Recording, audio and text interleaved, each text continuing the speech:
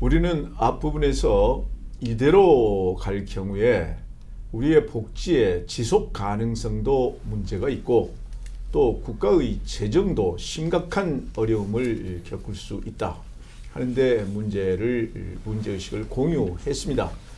동시에 이거를 풀어나가는 과정에서 우리 모두가 기본 설계가 잘못된 부분은 인정을 해야 하고 정치인들도 무책임한 약속은 지양을 하고 좀 더 현실에 바탕을 둔 그리고 국가의 미래를 생각하는 약속을 해야 되겠다 하는 문제의식도 공유했습니다. 동시에 우리의 젊은 세대들은 이렇게 될 경우에 이 모든 부담을 결국은 젊은 사람들이 지게 된다는 인식을 분명히 갖고 있어야 되고 그런 인식하에서 정치인들의 달콤한 유혹에 넘어가지 않아야 된다 하는 점도 지적했습니다. 그러면 어떻게 이 문제를 해결해야 될 거냐?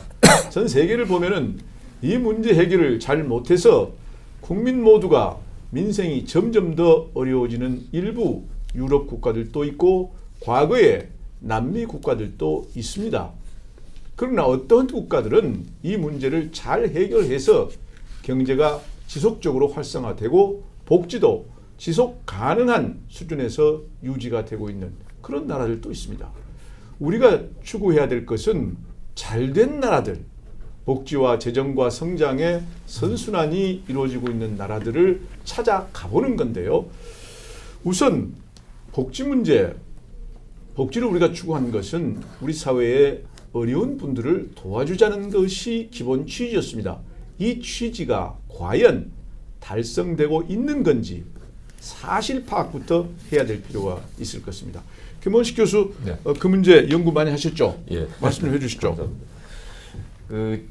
일반적으로 가장 큰 문제는 복지 수준을 높인다고 하는데 실질적으로 최근 들어서 무상복지가 확대되면서 오히려 빈곤층의 복지 수준이 상대적으로 떨어지는 결과들을 낳고 있다는 게 가장 큰 문제라고 보고 있습니다. 일반적으로 무상복지의 개념들은 사실은 일반 중간 소득계층을 대상으로 한 제도거든요. 그러다 보니까 상대적으로 기초생활수급자들은 이 과정에서 배제되고 있습니다. 예를 들면 기초연금 같은 경우에 있어서는 기초생활수급자들은 대상에서 제외됩니다. 그러니까 무상복지는 한다고 하면서도 실질적으로 저소득층은 배제하는 그러한 형태들이 일어나고 있거든요.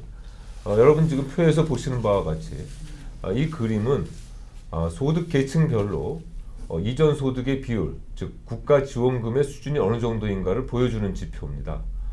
1분위는 최하위 소득 계층을 이야기하고 있는데요.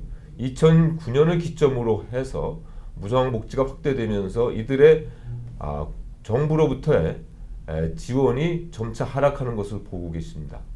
반면에 최상위 소득 1분위가 지금 제일 위에 있는 곡선이죠. 빨간. 그렇습니다. 제일 위에 있는 것이 지금 감소하고 있다는 그런 의미시죠. 네네. 네. 예. 반면에 최고소득 계층이 오렌지 색깔의 선, 맨 밑에 있는 그림 선인데요. 이 선은 오히려 올라가고 있습니다. 지금 얼마나 우리나라가 지금 복지 지출을 비효율적으로 하고 있는가를 보여주는 적나라한 표라고 볼 수가 있습니다. 다음 표를 한번 보시겠습니다. 시장 소득과 가처분 소득으로 본 소득 수준입니다. 위에 있는 그림은 개인의 소득에 따른 비율이고요. 밑에 있는 그림은 빨간 선은 정부 이전 지출이 일어난 다음에 나타나는 소득 배열입니다. 여러분 보시는 바와 같이 이 2009년도 이후에는 이 두 선이 비슷하게 감소하는 것을 보실 수 있습니다. 따라서 이 얘기는 무슨 말씀인고 하니 우리는 지금 복지 지출을 열심히 늘리고 있는데 실질적으로 소득 분배에는 전혀 영향을 못 미치고 있다. 이러한 그림이 되고요. 이외에 또 다른 재미있는 그림도 재미있지만은 참 저희들 나름대로 비관적인 그림을 보여드릴 수밖에 없는데 상대적 빈곤율의 추이입니다. 위에 있는 그림은 자기의 소득에 따른 빈곤율이고요. 밑에는 정부의 이전 소득이 발생한 후에 정부 소득에 정부 지원이 있은 후에 상대적 빈곤율인데 여러분 보시는 바와 같이 이 빈곤율이 크게 떨어지지 않고 있습니다. 즉 쉽게 말씀드리면 2006년보다도 높은 상대적 빈곤율을 가지고 있다는 것입니다. 사실 이러한 의미에서는 이제 이러한 그 데이터를 근거로 해서 복지 제도를 전반적으로 재구성하지 않으면 우리는 복지비는 지속적으로 연 10%, 15% 가까이 지출하면서 실제로 정책적 효과는 거의 달성할 수 없는 그러한 결과를 낳을 수밖에 없다. 그러니까 이 김원식 교수 연구 결과를 보면은 복지 지출을 우리가 늘리려고 했던 본래의 취지는 어려운 사람들한테 더 많은 혜택을 주고 그런 혜택을 주어서 결과적으로 상대적 빈곤의 그 간극을 좀 더 줄여주고 이런 목적이었는데 결과적으로 나타난 것은 오히려 고소득층이 복지 지출의 혜택을 더 많이 보고 있는 지금 현상이 나타나고 있고 이건 도무지 이해가 안 되는 그런 현상인데요. 동시에 결과적으로 소득 격차를 축소시키는 것도 거의 효과가 없는. 그렇습니다. 그렇다면 현재의 복지 정책은 구조적으로 문제가 있다. 네. 이렇게 지금 얘기를 할 수가 있는 그런 것 같은데요. 그렇습니다. 여기서 이제 그러면 복지 지출에 대해서 우리가 어떻게 생각할 거냐? 본래 취지하고 지금 맞지 않게 운용이 되고 있는 것은 이 김 교수 연구 결과 우리가 봤고 동시에 우리의 세수 부족, 국가 재정의 상황, 채무가 증가하는 걸 보면은 복지 자체에 대해서도 절대 수준이나 또는 구조에 대해서 고민을 해야 된다. 지금 이렇게 얘기가 되는 건데요. 김영희 교수 말씀해 주시죠. 네, 우리 정책에 대한 네 가지 면이 있거든요. 하나는 정책이 입안하는 단계, 얼마나 다양한 목소리를 듣고 그를 청취하여서 정책에 도움을 주느냐는 정책 입안 단계가 있고 두 번째가 이제 정책 결정 단계가 있거든요. 이때의 정책 결정은 어떤 한 사람이 좌지우지하는 것이 아니라 진짜 정책 전문가들이 그 정책 결정에 목소리를 낼 수 있는 것이고요. 세 번째가 이제 정책의 집행 단계입니다. 일관성 있게 정책이 집행되느냐, 집행되지 않느냐, 아니면 오락가락하느냐. 지난번 연말정산 정책 문제만 하더라도 이게 오락가락한 정책으로 그 지탄받지 않았습니까? 마지막으로 이제 그 정책에 대한 평가, 효과에 대한 평가거든요. 지금 김 교수님 말씀하신 부분이 대표적으로 지금 정책에 대한 효과에 대한 부분이란 말이죠. 그러니까 이 말은 뭐냐면 효과가 이렇게 반대로 나왔다라는 것은 입안 과정서부터 뭐가 잘못됐다는 것이고요. 결정 부분 속에서 전문성 있는 분들이 들어가서 한 것이 아니라 전반적으로 정치적인 면이 너무 강조되다 보니까 엄밀하게 따져서 정책적 효과를 생각하지 않았었던 부분들이라는 거죠. 그러니까 다시 얘기해서 다시 재구성하자는 얘기는 이거를 원점에서 현재와 같은 형태의 복지 정책을 김 교수님 말씀하신 연구 논문의 결과라고 한다면 이거는 그냥 아무런 효과를 없는 거를 376조의 예산 속에서 10% 정도가 복지 예산으로 나간다면 어마어마한 돈이 나가는 거지 않습니까? 이거 100조죠, 100조. 그러니까 이게 엄청난 비효율성에 대한 문제를 어떻게 해결할 것이냐 문제는 결국은 다시 제가 말씀드리지만 이거는 경제 영역이 아니다. 그러니까 정치 영역이기 때문에 미국의 의회 제도가 나름대로 국민들로부터 신뢰를 받는 이유는 이 중요한 정책 현안에 대해서 그 상임위가요. 미국 청문회로 시작해서 의회는 청문회 시작해서 청문회로 끝나는 거거든요. 이 다양한 의견들을 들어서 정책 결정을 해야 되는데 우리의 가장 큰 문제는 뭐냐면 집권 여당이 여당으로서의 역할을 거의 못하는 겁니다. 그러니까 다시 얘기해서 정부가 결정을 내리면 무조건 따라가게 돼 있는 거죠. 그래서 저는 이제 개인적으로 당정청 고위 당정 협의를 한다고 하는데 저는 당정청 고위 협의를 오히려 폐지론자예요. 거기서 결정되면은 의원들이라든지 소속 상임위원들은 전혀 자기 의견을 개진하지 못한 상태에서 결정이 그냥 따라가는 구조밖에 안 되거든요.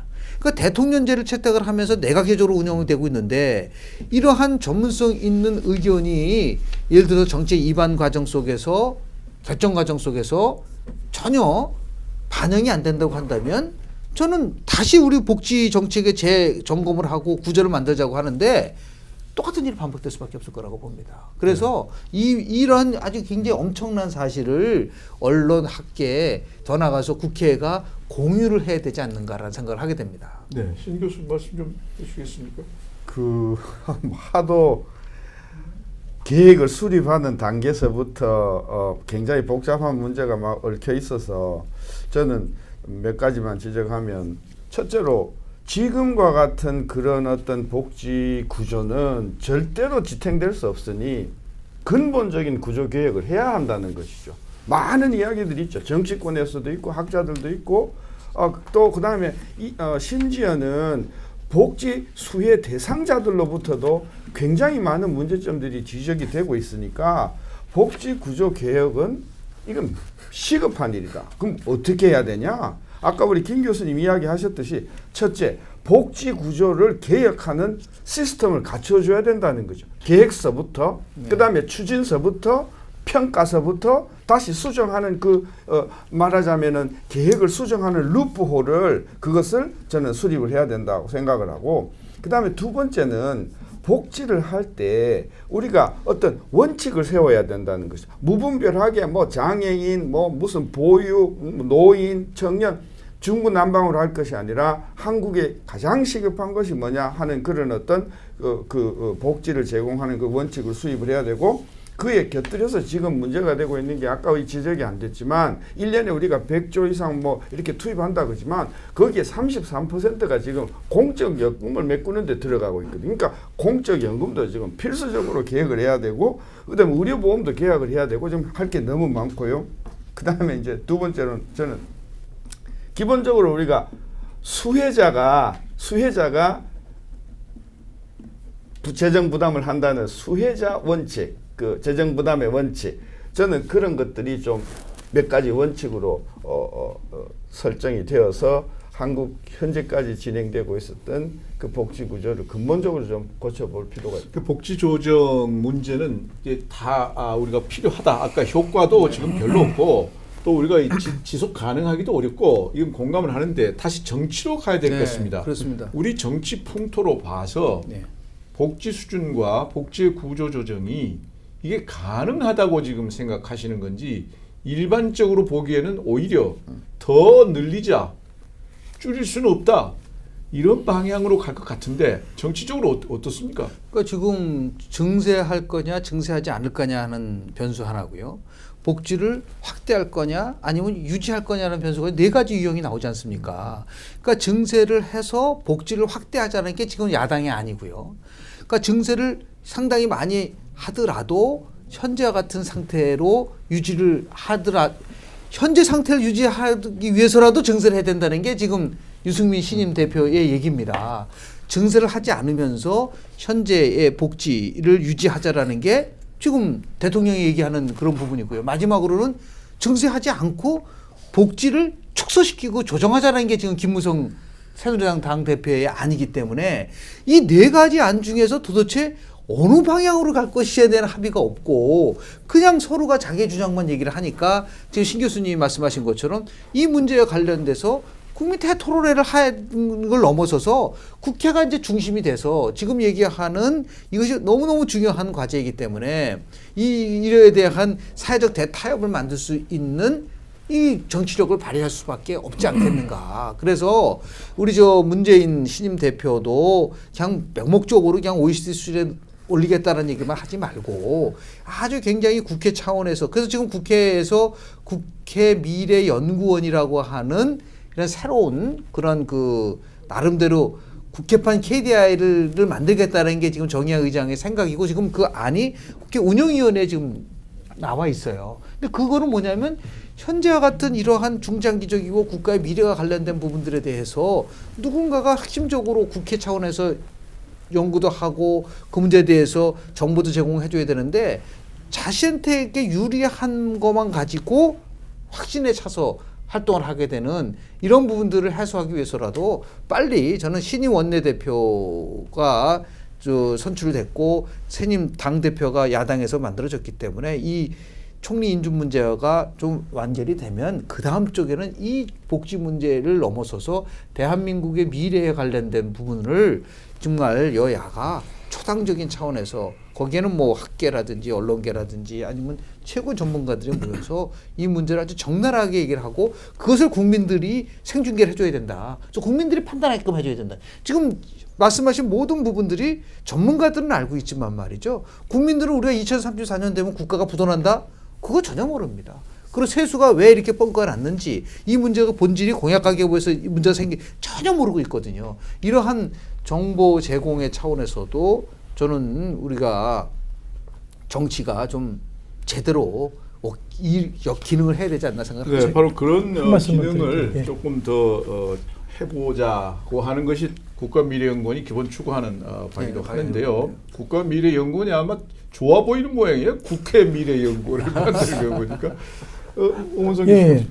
저는 이제 복지에 대한 기본적인 생각이 이 복지라고 하는 것은 하루 한 해 하고 말 게 아니라 그렇죠. 지속 가능해야 된다는 게 상당히 중요한 개념인데 그렇다면 그거는 재정이 뒷받침이 돼야 되지 않습니까?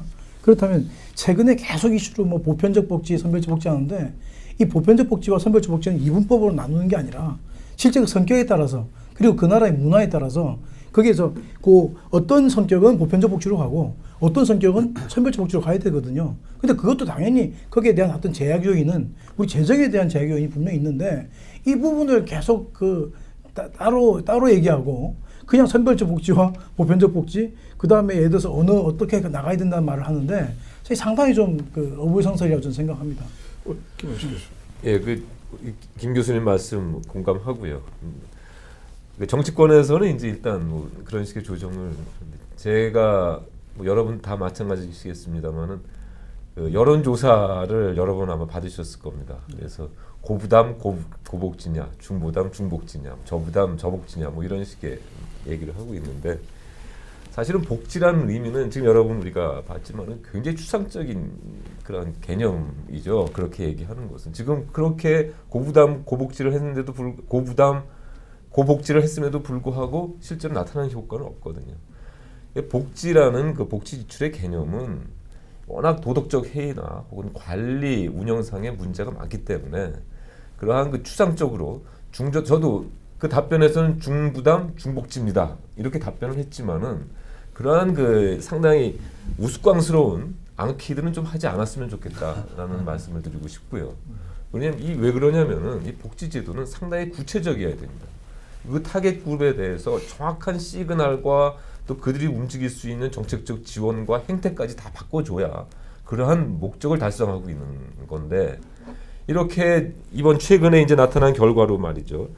이 세제 정책하고 일반 세출 정책과 전혀 다른 결과가 나타난 것이 최근에 나온 세액공제 제도죠.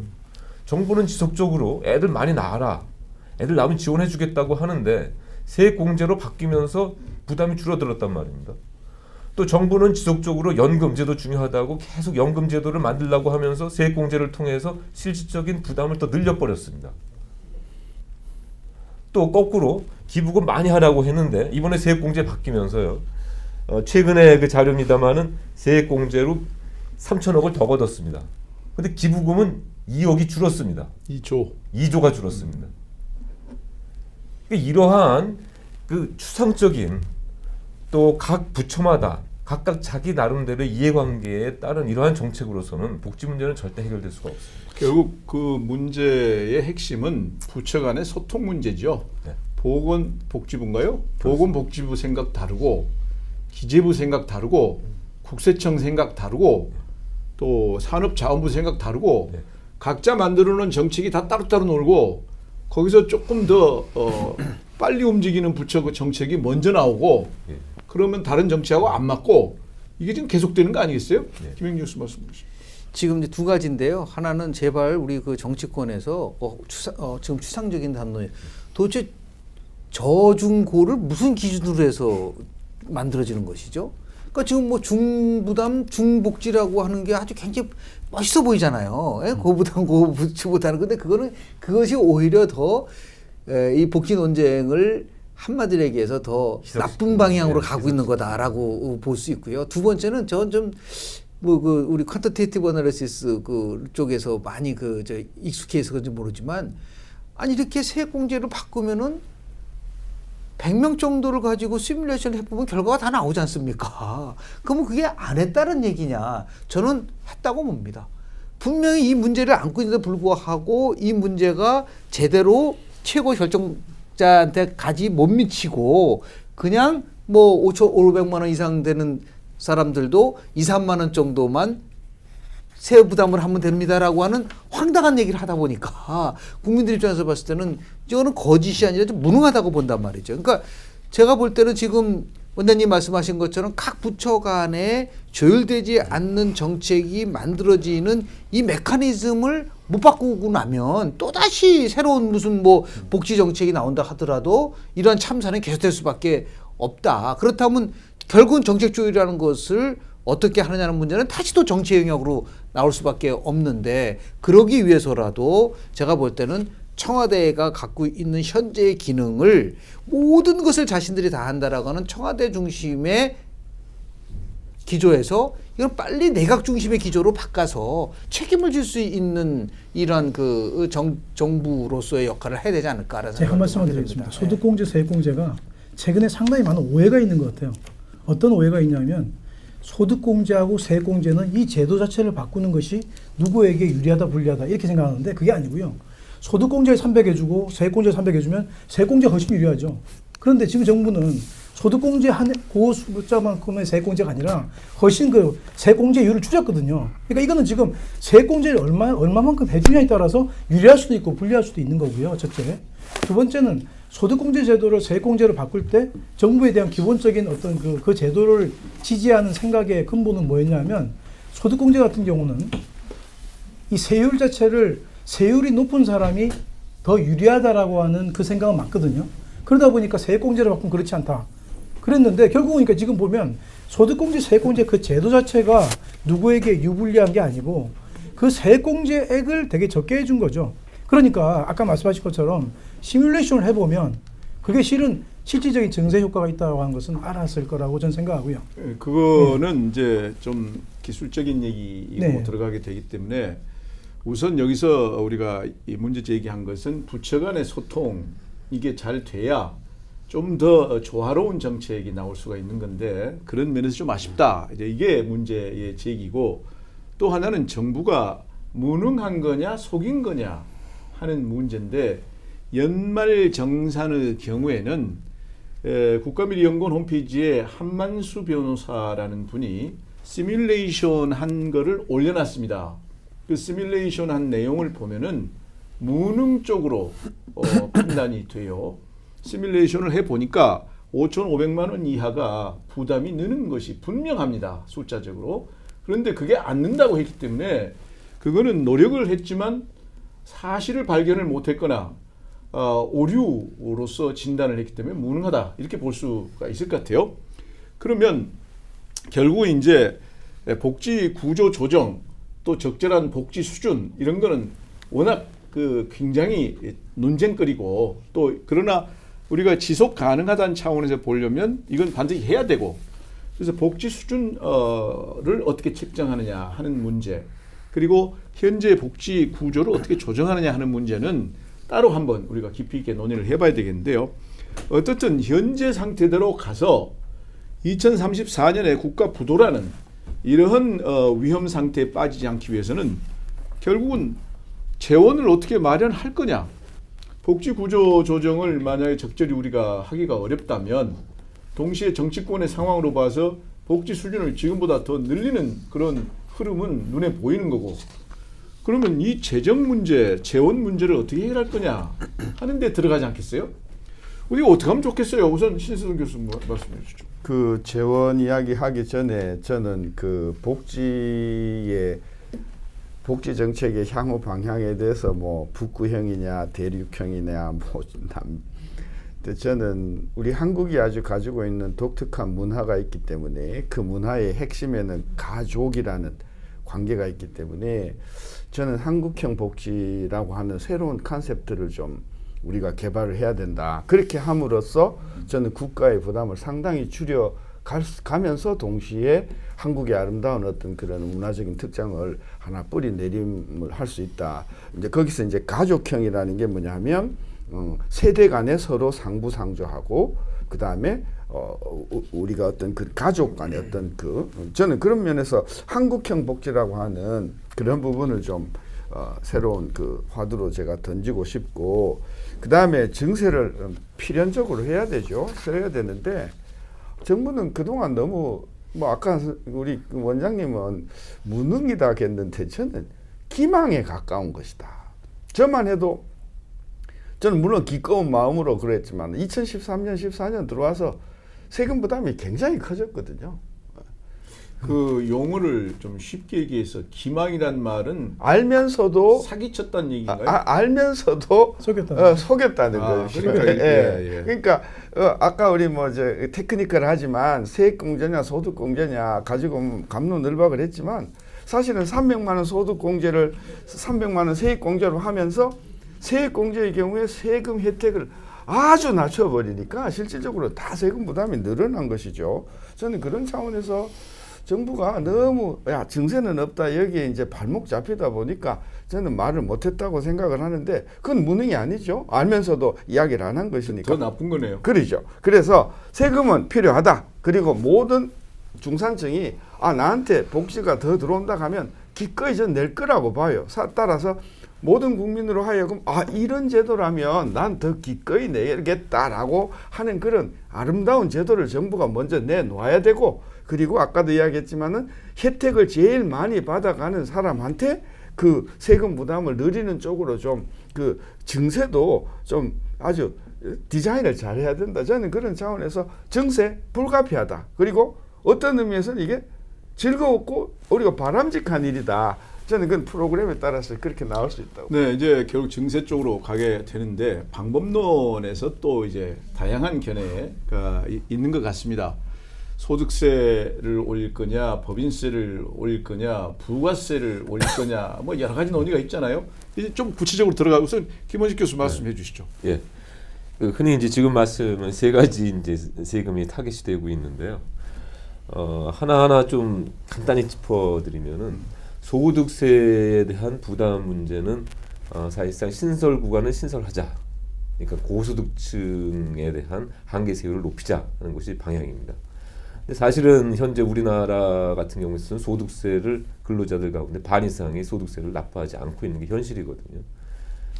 그런데 이제 이러한 상태에서 무상복지 재원을 마련하기 위해서 세율을 인상하자 하게 되면 결과적으로 지속적으로 세금 부담을 안 하는 계층들이 많기 때문에 지속적으로 무상복지에 대한 수요가 계속 늘어날 수밖에 없을 거라고 봅니다. 그래서 바람직하지 않다고 봅니다.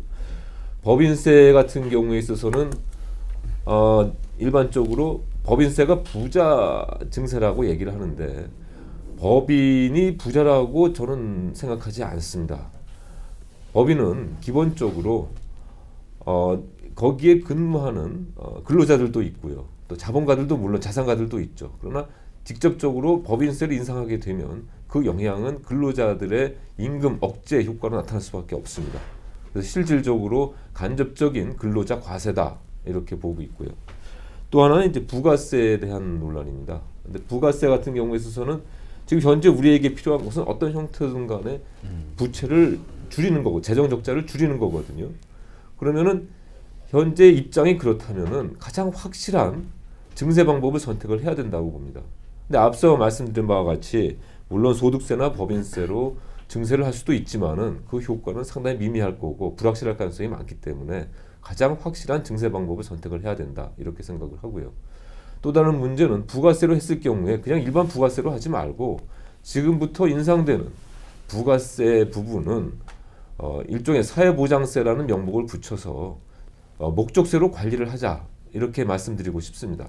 그랬을 경우에 무상복지에 의한 증세 요인이 정부 부담이 늘어나거나 할 경우에는 거기에 비례해서 부가세를 높이는 방향으로 한다면 상당히 많은 계층들이 무상복지 혹은 일반적 보편적 복지가 확대되면 본인의 부가세가 올라가기 때문에 조정을 해야 된다라는 어떤 체크 앤 밸런스 효과를 거둘 수 있지 않겠나 생각을 합니다. 김 교수 말씀은 부가세에 초점이 좀 주어졌으면 좋겠다. 예, 단 그렇습니다. 역진성 문제가 있을 수 있으니까 목적세 형태로 해서 추가로 늘어나는 부분에 대해서는 그걸 복지 지출로 연결시킨다거나 예, 증가하는 복지 그러면 지출에 충당을 하자. 해결이 되는 거 아니냐 그런 의견이시죠. 오문성 교수 말씀해 주시죠. 예. 예, 증세 문제는 실은 이제 우리 국가에서 컨트롤할 수 있는 그 세목이라고 하는 게 세금의 이름이 소득세, 법인세, 부가가치세, 상속세 및 징여세입니다. 근데 상속세 및 징여세는 워낙 포션이 부분이 적기 때문에 일단 그걸 제거하고 말씀을 드리면 이 소득세와 법인세는 소득에 대해서 부과하기 때문에 실제로 이제 경기와 관련이 돼 있죠. 소득이라고 하는 경기가 좋아지면 소득이 늘 거기 때문에. 그런데 요 부가가치세 같은 경우는 이제 일정 퍼센테이지로 딱 일정 그 단일 세율로 이제 부과하는 건데요. 이 소득세 부분은 이제 그 여기에 보면 개인 소득자들이기 때문에요. 여기에 보면 가장 그 우리 보통 조세 쪽에서 유리할 지갑이라 불리우는 근로소득자들이 이 안에 있고 또 사업소득자가 이 안에 있습니다. 그러다 보니까 상당히 이 소득세에 대해서는 세율을 올리면 조세 저항이 상당히 심한 세목이라고 생각하죠. 그래서 보통 소득세를 올리면 굉장히 시끄러워집니다. 최근에 연말정산은 그 중에서도 가장 시끄러운 우리 그 근로소득자들에게 세금이 많이 부과됐기 때문에 시끄러워진 거고요. 그래서 이 소득세 같은 경우 우리나라의 그 최고 세율이 5단계로 돼 있는데 그 5단계 중에 최고 세율이 38%입니다. 38%인데 지방소득세 10%라면 41.8%고요. 거기다 4대 보험까지 한다면 40% 중반 정도까지 가기 때문에 실은 굉장히 높은 우리가 뭐 북유럽에 비하면 낮은 거지만 우리가 그렇게 낮은 정도의 그 세율이라고 보기가 힘듭니다. 최근에 우리가 그 가세 표준을 1억 5천 그 이상 되는 사람들 3억까지 구간 거기에 이제 35% 적용되던 사람들은 38% 적용했기 때문에 실제 그 세수의 증대 효과가 거기서 발생했고요. 올렸고 그다음에 또 지금 보면 소득공제, 세액공제 바꾸면서 뭐 이렇게 돼가지고 제가 좀 올라갔습니다. 근데 실은 안타까운 것은 바로 그 다음 날 또 그 뭐 브리핑하고 당정 협의해서 그 많은 부분을 다시 또 취소하겠다고 그랬기 때문에 실제로 이것이 세수가 굉장히 많이 증가됐다고는 볼 수 없는 상태고요. 법인세 같은 경우는 법인의 소득에 대해서 가세하는 건데 이 법인소득은 아까 우리 그 말씀하셨지만 실제로는 법인소득세는 부과하지 않아도 된다고 하는 게 기본적 입장입니다. 거기에 대해서 굉장히 많은 반발이 있겠지만 이 법인소득은 결국은 주주에게 배당이 되어서 거기서 가세되기 때문에 본래 이 법인세에 대해서 폐지 논쟁도 실제로 있었습니다. 일정 기간 동안. 그런데 이것을 없애지 못하는 이유는 실질적으로 이걸 없애면 세수가 엄청 부족하기 때문에 못 없애고 있는 거죠. 각 국가가. 하지만 그런 어떤 기본적인 개념 때문에 전체적인 그 법인세율은 하강 추세에 있고요. 또 하나는 법인세 요 세목은 효율성을 중시하는 세목이다 이렇게 보통 얘기하죠. 왜냐하면 기업에게 가세하기 때문에 기업의 경쟁력이 그 국가의 경쟁력이다 할 만큼 기업이 중요하지 않습니까? 그러다 보니까 이 법인세에 대해서는 올리는 것이 상당히 어렵다고 돼 있어요. 근데 최근에 저는 개인적으로는 법인세율을 올리는 것에 반대하는 입장이지만 최근에 논의를 하다 보면 법인세율을 올리지 않고서는 전혀 이 증세 논의에 대해서 한 발짝도 못 나가는 상황이라서 저는 그 정도 된다면 그 정도의 국민에 대한 여론이라면 조금 어느 정도 올려서 같이 이렇게 가는 것도 저는 방법이라고 생각을 합니다. 왜냐하면 기본적으로 정책이라고 하는 게 아무리 좋은 정책이라도 국민적인 어떤 합의 동의를 못 얻으면 실패할 거기 때문에 그렇고요. 또 하나는 부가가치세인데요. 실제로는 부가가치세는 지금 쏙 들어가서 아무 말도 지금 못하고 있습니다만 저도 공감을 하는데요. 김 교수님 말씀에. 이 부가가치세 같은 경우는 우리나라가 77년도에 도입을 했는데 그 전에 우리가 유럽에서 우리가 그 독일이나 프랑스 쪽에서 독일 쪽에서 우리가 배워와서 도입했는데 이게 77년도부터 지금까지 계속 10%입니다. 10%인데 처음에 도입될 때는 10%가 아니었고요. 10%였지만 그게 탄력세율이라고 해서 10%에 플러스 마이너스 3%가 있었습니다. 예전에.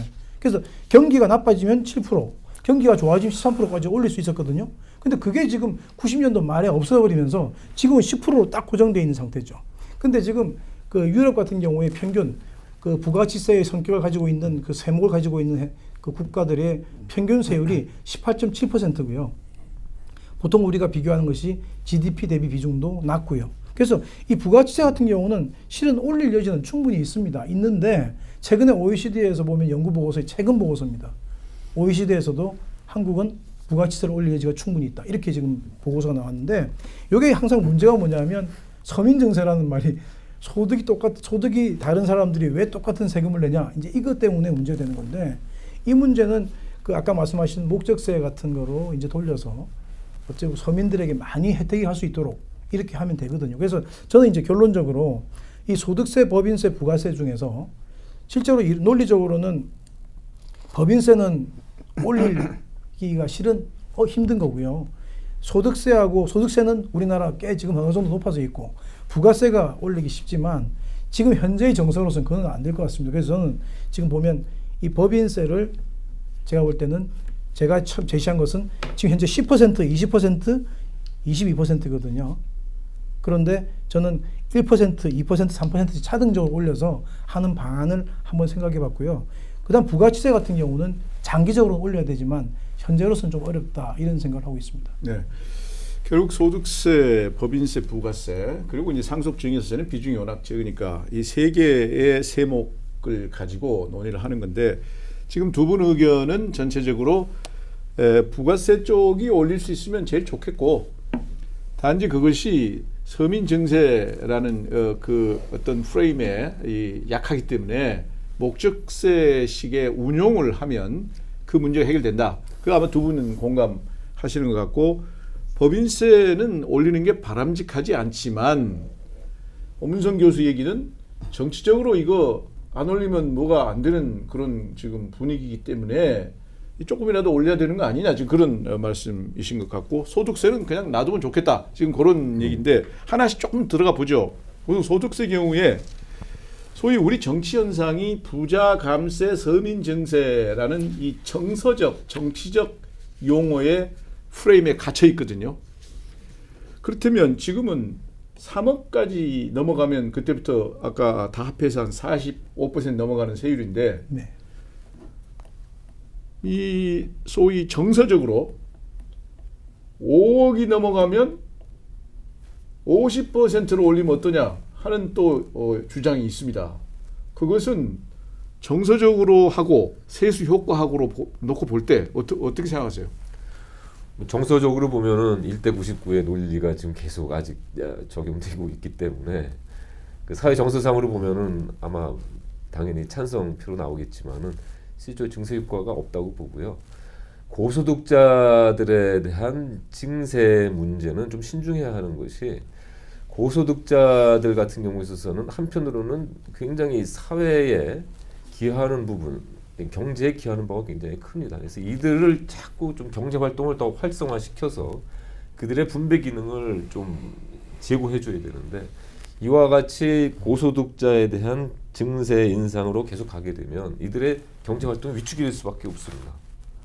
그래서 거기에 따른 맞습니다. 그런 면도 있고 또 하나 짚고 넘어가야 될 것은 지금 소득세 세수의 전체 규모 중에 상위 소득 10%가 얼마를 부담하고 있죠? 뭐 제가 정확히 그 숫자를 모르겠지만요. 실제 10%가 상당히 많은 부분을 가지고 있습니다. 80% 이상. 네, 그 정도 많은 80% 넘는 거를 차지하고 있거든요. 네. 그래서 이 소득세를 가지고 부자 감세라고 하는 논리는 통계를 들여다보면은 맞지 않는 그런 논리가 우선 있는 것 같고요. 동시에 세수가 목적인데 5억 이상에 대해서 세율을 50%로 올려도 그건 세수가 얼마 사실은 안 된다. 그렇게 보고요. 일단 법인세 부분은 이제 두 분이 바람직하진 않지만 오 교수는 그래도 조금 뭐 올릴 수밖에 없지 않냐. 또 김 교수는 이거는 좀 뭐 올리는 거 바람직하지 않다. 그런데 여기도 마찬가지로 우리 정치권의 프레임, 즉 부자 감세 논리하고 연결시켜서 좀 말씀을 해주셨으면 좋겠습니다. 법인세가 낮다고 주장하는 측에서는 이건 전형적 부자 감세 아니냐 이렇게 지금 얘기하는데 그 논리 어떻게 생각하세요? 그 정치권의 논리 왜 자꾸 이제 이 법인세를 이야기하느냐라는 것은 저는 이쪽에 정치권의 논리라고 생각이 드는데요. 법인세를 인상했을 때 감표 요인이 거의 없습니다. 예. 왜 그러냐면은 저소득층 같은 경우에 있어서는 전혀 영향을 안 받고요. 그 다음에 법인세에서 영향을 받는 계층들은 소위 재벌이라고 생각들을 하거든요. 근데 실제로 표가 전혀 되지 않습니다. 따라서 아마 이 선거에 가까우면 가까워올수록 저는 법인세를 인상해야 된다는 목소리가 정치권에서 훨씬 크게 나올 거라고 생각이 듭니다. 반면에 이러한 그 인상 요인이 발생됐을 때 아마 기업의 경제 활동은 굉장히 위축될 거라고 보고 있습니다. 그래서 실질적으로 OECD 조사에 따르면은 법인 세율을 조정하게 되면 거꾸로 법인 세수가 거꾸로 방향으로 나타나는 것으로 나타나고 있습니다. 즉, 준다 오히려. 법인 세율을 낮추게 되면 법인 세수가 올라가고 법인 세율을 올리면 거꾸로 법인 세수가 주는 것이 60년대부터 지금까지 일반적인 그 도표로 나타나고 있습니다. 그러니까 세수 그래서 효과가 실제로 법인 세율을 올려도 별로 없다. 거꾸로 하는 간다. 말씀인데 저는 감히 오히려 말씀드릴 준다, 수 있습니다. 감소한다. 오것은 어떻게 생각하세요? 전 정치권에서 자꾸 이제 법인세를 언급하는 것은 실은 그 말씀은 안 하고 있지만 그 뿌리에는 조세 저항이 없다고 하는 특징이 있거든요. 이게. 그렇습니다. 네. 소득세 같은 경우는 조세 저항이 굉장히 심하고 하니까 법인세는 때리는 대로 맞는다. 이제 이렇게 생각을 합니다. 그래서 그 얘기가 미리 속에 딱 미리 깔고 있기 때문에 지금 법인세를 언급하고 있고요. 또 하나는 부자 증세, 부자 감세하면서 부자라는 개념을 하면서 법인을 언급하는 것은 저는 부적절하다고 봅니다. 왜냐하면 법인은 삼성전자가 부자 법인이고 중소기업이 가난한 법인이 아닙니다. 이게. 왜냐하면 삼성전자가 벌어들인 그 소득에 대해서는 법인세를 내고 주주들이 가져가는 거거든요. 실제로는 부자가 되려면 주주들이 부자고 가난한 자가 있는 것이죠. 그런데 여기에 대해서 계속 그 부자냐 아니냐 얘기를 하는데 이걸 어디를 보면 알면 되냐면 OECD의 34개 국가 중에서 23개국이 법인세율을 단일 세율을 가지고 있습니다. 한 개의 세율을.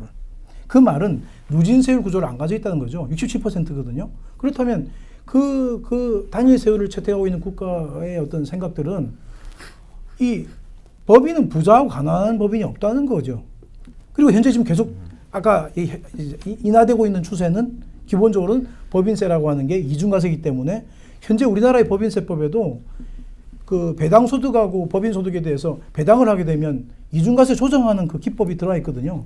그렇기 때문에 기본적으로 자꾸 이 부자를 얘기하면서 법인을 연결시키는 것은 그러니까 부적절하다. 결국 이제 정치적인 용어 예, 맞습니다. 같아요. 결국 법인이라고 하면 수없이 많은 다양한 법인이 있는데 정치적으로는 재벌을 찾고 이렇게 법인 개념으로 일치시켜 가지고 재벌이 돈 잘 버는데 세금 더 내라. 요런 어떤 정서적인 어필이 그게 있는. 그렇습니다.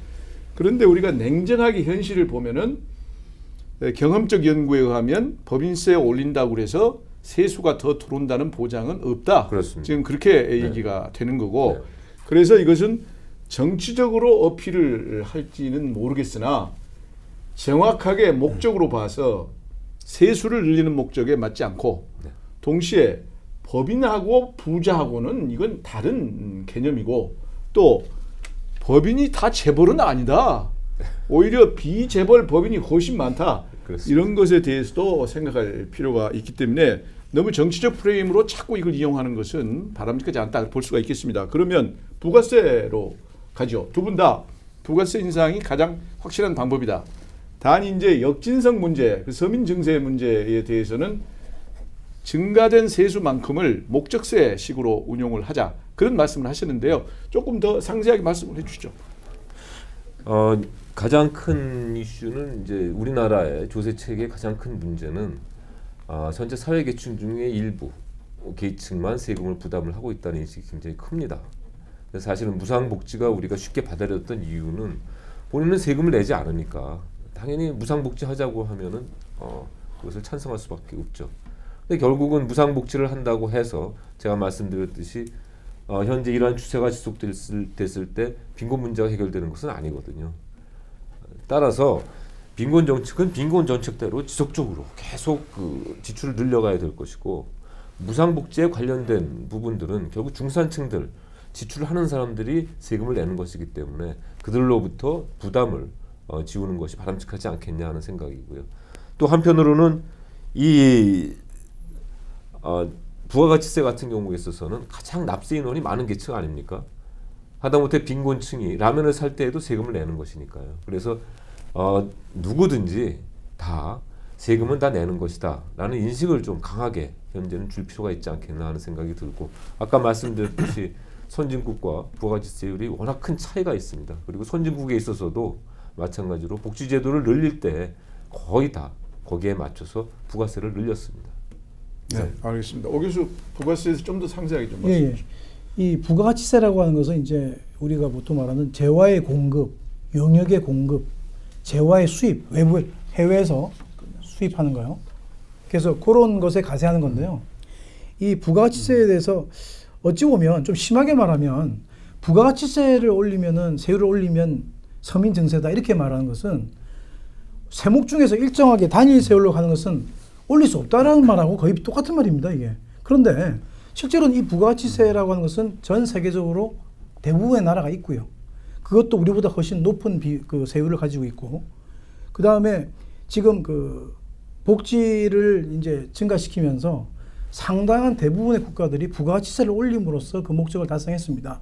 그런데 요게 이제 보면은 현재 제가 이제 부가가치세를 올리는 것이 맞지만 우리가 어떤 시기에 대해 잘 봐야 된다고 하는 것이 이 부가가치세가 물가에 미친 효과가 바로 직접적이기 때문에 만약에 경기가 안 좋을 때 올려버리면 경기 침체로 같이 지금 내려가기 때문에요. 그래서 그런 타이밍에 대한 문제는 있지만 기본적으로 이 부가가치세를 올려야 되는 것은 상당히 일리 있는 그런 어떤 내용입니다.